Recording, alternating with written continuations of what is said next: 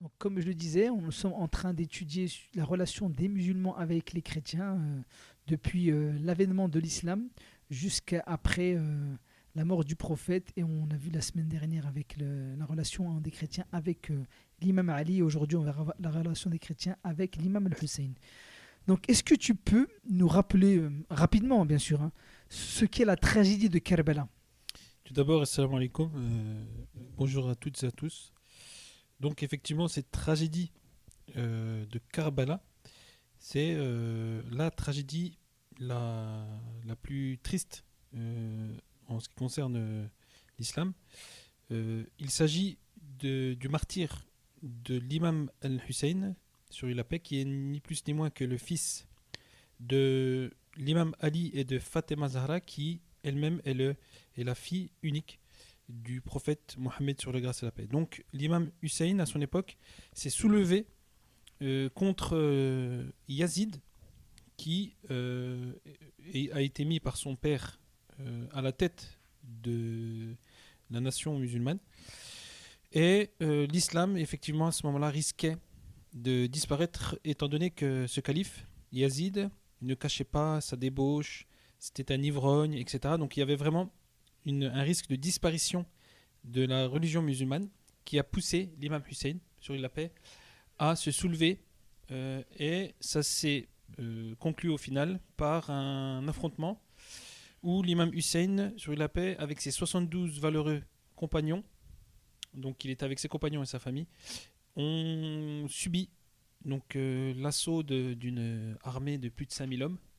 Et ça a donc été ce jour-là une grande tragédie, puisque ils ont massacré la totalité des compagnons et de la famille de l'imam Hussein, et puis ils ont massacré l'imam Hussein en personne, ce petit-fils du noble prophète. Et donc les Omeyyades de cette époque, étant des barbares, des sauvages, ont coupé sa tête et l'ont gardé comme un trophée qu'il voulait donc rapporter au calife Yazid.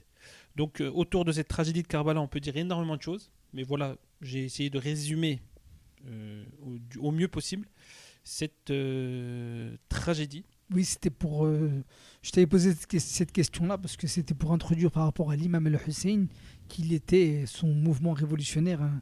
Tu l'as très bien résumé et on sait très bien que suite à cet acte héroïque et ce soulèvement révolutionnaire, ça a donné un nouveau sursaut à la nation islamique qui n'a pas hésité une seule seconde à se soulever bien après pour destituer les Omeyyades. Donc ça a été un événement majeur qui a permis la destitution des Omeyyades. Il leur restait, je pense, Ils sont restés en tout, les Omeyyades, de 90 80 ans, années. donc c'était une trentaine d'années, et puis c'était la fin des Omeyyades. Voilà, c'est-à-dire un peu plus. Et donc, effectivement, ça a donné l'espoir aux musulmans, le courage de dénoncer l'injustice et de ne pas rester comme ça, comme un soumis, à vivre dans l'injustice. Donc, l'imam Hussein, ce martyr-là, a été prédit depuis à partir de sa naissance. Parce que l'ange Gabriel, sur la paix, à la naissance de l'imam Hussein, est venu voir le noble prophète et lui a annoncé que l'imam Hussein allait mourir à Karbala, donc en cité la ville où il allait mourir. Donc les musulmans du temps du noble prophète savaient parfaitement à quel endroit il allait mourir et pour quelle raison, puisque l'ange Jibril sur l'appel lui a dit pour sauver la religion musulmane, pour sauver le message, préserver le message islamique. Donc ce fameux imam al-Hussein, le petit-fils du saint prophète, il a une place centrale dans l'islam. Et pour en revenir à notre thème du jour concernant la relation des chrétiens avec ce saint homme, est-ce qu'il y a eu justement des compagnons? Est-ce que parmi les compagnons de l'imam Hussein, est-ce que parmi ces compagnons qui se sont sauvés, est-ce que parmi les 72 personnes que tu nous as citées tout à l'heure, est-ce qu'il y a eu des chrétiens qui se sont sacrifiés pour lui? Alors, aussi incroyable que ça puisse paraître, au niveau des compagnons de l'imam Hussein, qui sont décrits comme étant les meilleurs compagnons qu'on peut espérer avoir. Et d'ailleurs, l'imam Hussein se glorifiait lui-même de par la qualité de ses compagnons. Il disait: j'ai la chance d'avoir ces compagnons-là, dotés de grand courage, de grande qualité. Et bien parmi ces compagnons, effectivement, on a un certain John qui était à la base un esclave affranchi d'un certain Abu Dhar. Abu Dhar al-Ghifari, pareil, qui est connu comme étant l'un des 5 plus grands compagnons du noble prophète, qui lui aussi a subi dans sa vie, à la fin de sa vie, l'injustice, puisqu'il va être déporté, étant donné qu'il condamnait à chaque fois les injustices des califes. Et bon, on va pas parler de Abu Dhar aujourd'hui, mais ce John est tombé en martyr à Karbala, et on compte environ 16 esclaves affranchis parmi les compagnons de l'imam Hussein, et la majorité d'entre eux venaient d'Abyssinie, l'actuelle Éthiopie, et quelques-uns de ces esclaves affranchis étaient à la base au service de l'imam Hussein, et ces personnes-là ont fini par être affranchis, mais malgré avoir été affranchis, ils ne voulaient pas quitter en fait la présence de leur maître, avec qui ils se sentaient bien, qui les respectaient, etc. Et donc, on peut parler de l'histoire un petit peu de ce John avant Karbala, mais ce qui nous intéresse, c'est de savoir un petit peu ce qui s'est passé le jour de Karbala. Eh bien, John était toujours aux côtés de l'imam al-Hussein, malgré son âge avancé, certains citent 90 années. Il était donc physiquement de peau foncée, avec les cheveux gris et frisés. Eh bien, il avait aussi été connu pour son profond niveau de connaissance et sa morale, sa grande morale. Eh bien, John, il a passé toute la nuit qui a précédé la tragédie, à se préparer pour ce fameux jour. Et il a aidé à repousser, le jour de la tragédie, à repousser les 2 premières attaques de l'armée d'Yazid. Et vers midi, donc au milieu de la journée, eh bien, John est venu voir l'imam Hussein, sur lui la paix, et il est resté silencieux, les bras croisés. C'était d'ailleurs son habitude de ne jamais parler en présence de l'imam, par respect, tant que celui-ci ne lui adressait pas la parole.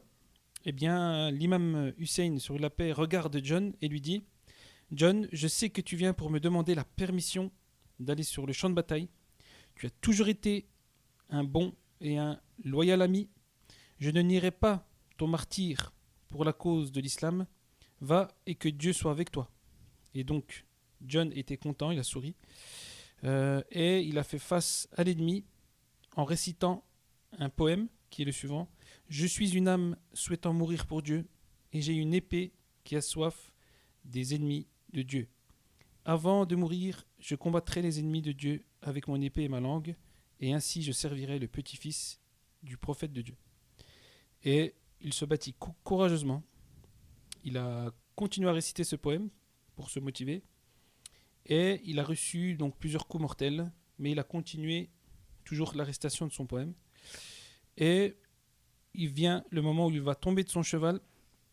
Il va continuer à combattre, cette fois-ci avec sa langue, toujours en récitant son poème. Et c'est là que quelques cavaliers vont venir et vont mettre fin à ces jours. Et là, John va mourir en martyr pour sauver, pareil, le message islamique en présence de l'imam El-Hussein. Donc c'est incroyable comment est-ce qu'une personne qui de confession chrétienne, chrétienne, avait cette soif vraiment de justice, était épris de lutter contre la tyrannie.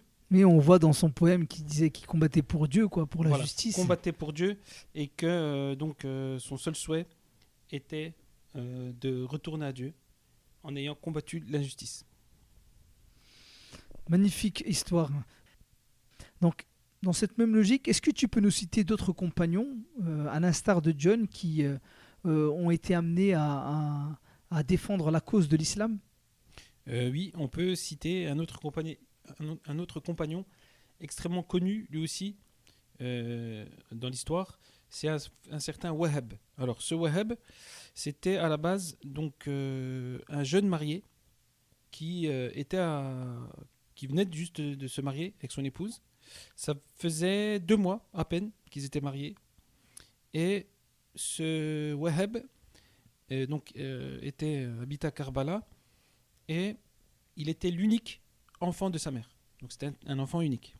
Alors après son mariage, sa mère a décidé de partir d'aller faire le pèlerinage, le Hajj, donc à la Mecque, et d'emmener son fils et sa femme avec elle.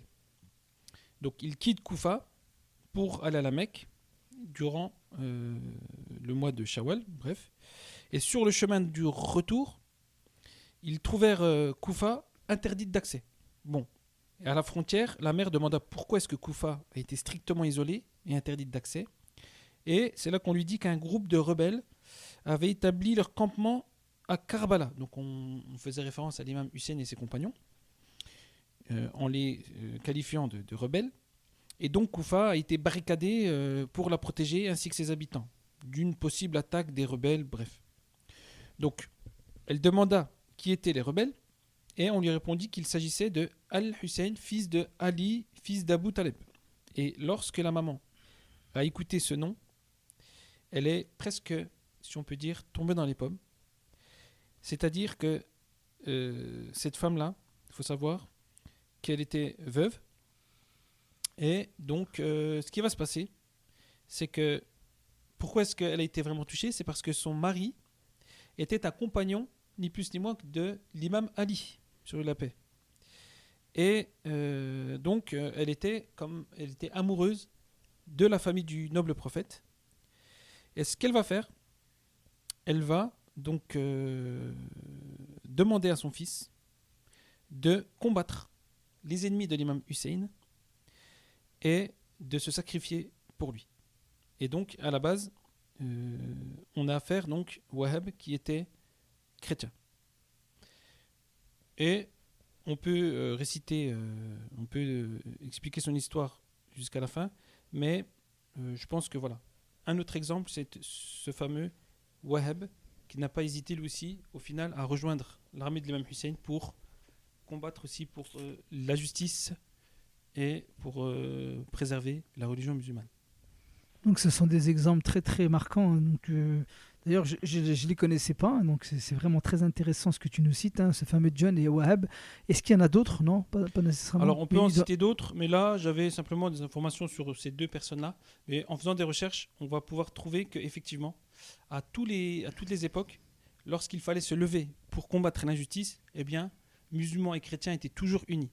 La religion n'a pas fait de différence, c'est-à-dire que ce qui les animait, le point commun, c'était leur foi en Dieu et la volonté de mettre fin à l'injustice. Très bien. Après cette tragédie de Karbala, est-ce que les Omeyyades, on sait que les Omeyyades, ils ont, comme tu l'expliques au début, ils avaient pris la tête du petit-fils du prophète, l'imam Hussein, sur lui la paix, ils l'avaient exposé comme un trophée, ils le mettaient au bout de la lance. Est-ce qu'il n'y a pas eu des anecdotes justement par rapport à ce récit avec cette sainte tête et des chrétiens? Effectivement. Alors, lorsque l'imam Hussein a été massacré, eh bien, effectivement, les ennemis n'avaient qu'une seule chose en tête, c'est-à-dire de prendre sa tête et de la présenter à Yazid. Et celui qui allait présenter cette tête à Yazid allait forcément bénéficier d'un grand statut, allait être important pour Yazid et en plus d'avoir de l'argent, allait obtenir du pouvoir. Donc là, les Omeyyades ont pris le soin, entre guillemets, de bien conserver cette tête. Et effectivement, dans l'histoire, j'ai pu remarquer qu'à un certain moment, eh bien, il va y avoir un chrétien il va se passer quelque chose d'extraordinaire. Alors je vous raconte, ça se passe une nuit, le cortège qui repart pour rejoindre Yazid s'arrête au sommet d'une montagne, dans un ermitage où se trouve un moine, qui avait voué sa vie entière à la prière et à la méditation. Et le chef un peu de l'armée omeyyade qui s'appelait Shimr qui était l'assassin, celui qui a décapité l'imam Hussein, eh bien, il a donné les têtes aux moines pour qu'ils les gardent en sécurité, comme un trophée, comme on l'a expliqué. Donc, le premier regard porté sur le visage de l'imam Hussein a tout de suite convaincu l'ermite que cette tête-là, c'était la tête d'un saint, d'une personne sainte. Il l'a pris, il la garda près de son lit et il est parti dormir. Donc jusqu'ici, les choses se passent. Pendant la nuit, ce moine va faire un rêve et va rêver que tous les prophètes et tous les anges étaient descendus du paradis pour surveiller cette tête. Il est sorti de son sommeil, perturbé, à propos de ce qu'il venait de voir. et il a décidé de demander au chef des gardes quelle était l'identité de cette tête.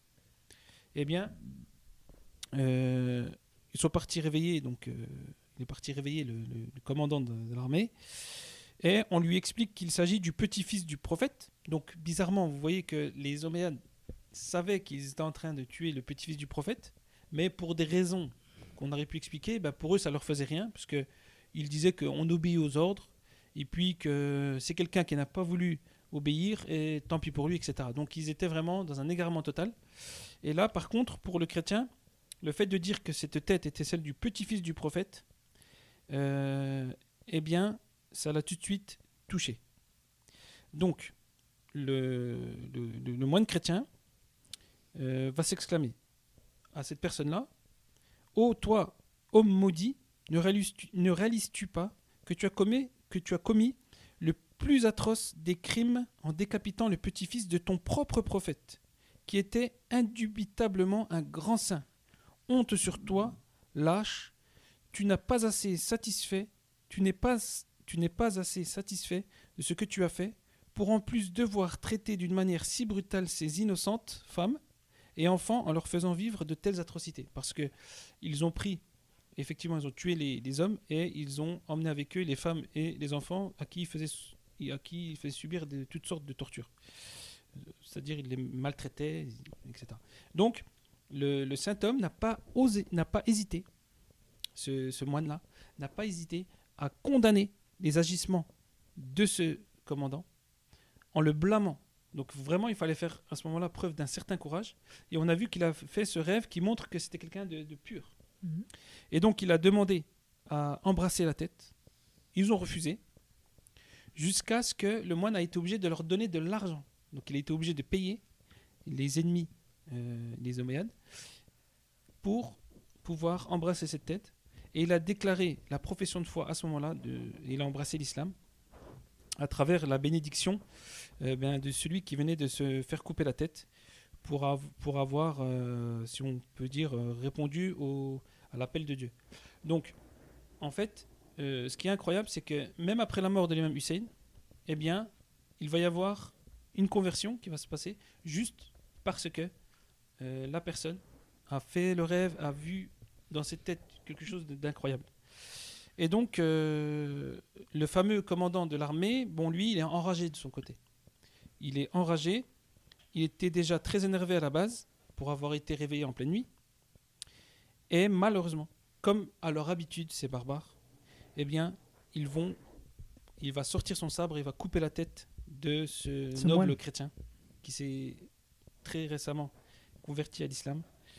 Et cette brute n'avait aucune considération pour toutes les paroles qui ont été prononcées par le noble prophète et tous les ordres du noble prophète qui garantissaient la protection de ceux qui s'étaient retirés, comme les moines, pour vouer leur vie au culte de Dieu, etc. Donc, parce que dans tous les cas, même si cette personne n'était pas chrétienne, ou bien cette personne, même si elle ne s'était pas convertie à l'islam, on n'avait pas le droit d'atteindre sa vie. Et là, vraiment, ils ont fait preuve d'une grande lâcheté et d'une grande cruauté. Et sachant que la vie du petit fils de son propre prophète n'avait pas été épargnée par cette brute, eh bien, il n'a pas non plus épargné la pauvre vie de ce chrétien. Et donc, quand ils quittèrent le lieu, ils regardèrent les pièces que le moine leur avait données et ils ont vu ce verset inscrit dessus. Alors, et ceux qui ont opprimé verront comment leur fin sera terrible. Et effectivement, on raconte que dans l'histoire, les faits historiques racontent que effectivement tous les protagonistes dans cette tragédie, eh bien, ont tous eu une mort vraiment atroce. Et certains, par exemple, sont morts de soif, malgré qu'ils buvaient de l'eau et ils se plaignaient de la soif jusqu'à la mort, parce qu'ils avaient privé l'imam Hussein, sa famille, ses compagnons, les bébés qu'il y avait, de pouvoir étancher leur soif.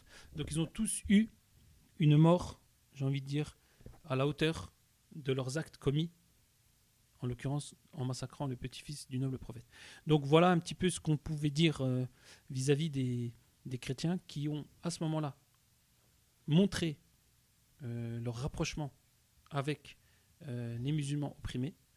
Et je conclurai en disant que cette tragédie de Karbala a permis de montrer les pires atrocités que les hommes sont capables, mais a pu montrer aussi les grandes valeurs dont sont capables aussi les hommes. Et les chrétiens, à ce niveau-là, ont été dans cette catégorie-là, alors que les propres musulmans, qui se disaient musulmans, qui croyaient en un Dieu unique, Allah, au prophète, etc., qui se réclamaient de l'islam, n'ont pas hésité à massacrer le propre petit-fils du noble prophète. Donc c'est un petit peu incroyable quand on regarde l'histoire, comment les uns et les autres ont participé. C'était le mot de la fin. Est-ce qu'il y a une conclusion à rajouter par rapport aux chrétiens musulmans? Est-ce qu'ils ont une particularité? C'est justement d'attendre la venue de Jésus.